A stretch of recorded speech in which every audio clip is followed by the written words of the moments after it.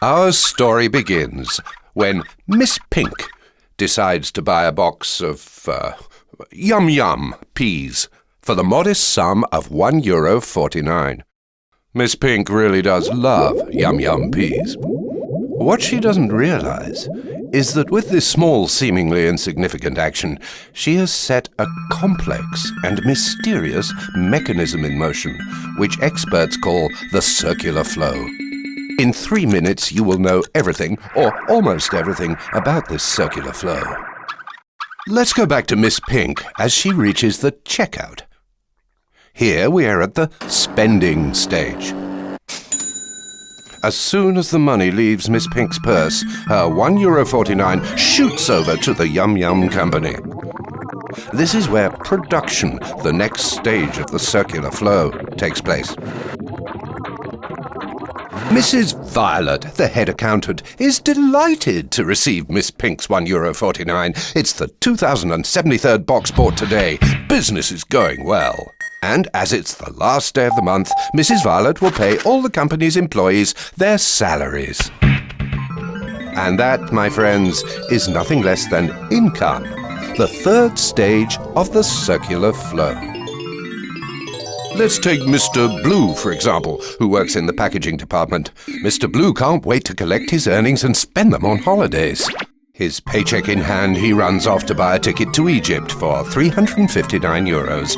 So now we find ourselves back at the spending stage. But while Mr. Blue flies off towards the land of Tutankhamun, we embark on another journey.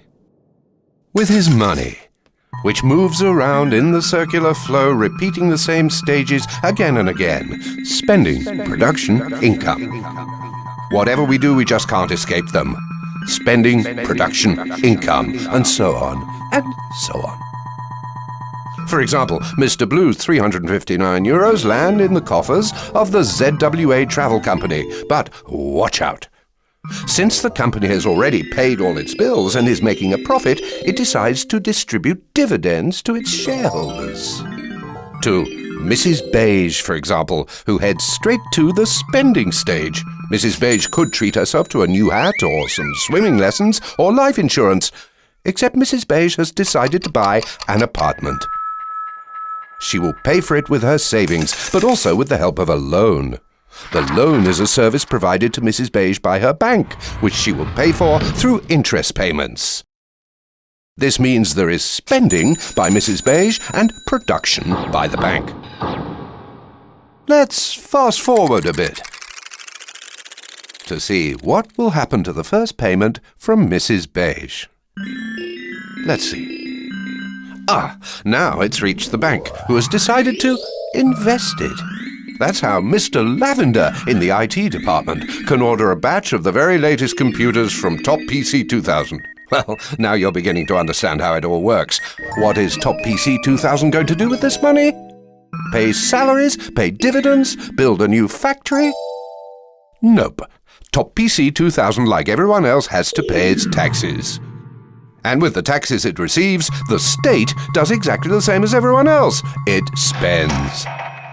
For example, it builds a school and employs a teacher, Mr. Plum, who will produce a public service, education, in exchange for a salary, which allows him to invite Mrs. Plum for dinner at a local restaurant, Gino's, which will invest in a new frying pan, which will pay Mr. Ochre, who gets his hair cut at rock style, whose owner will buy a blue scooter in Miss Pink's shop.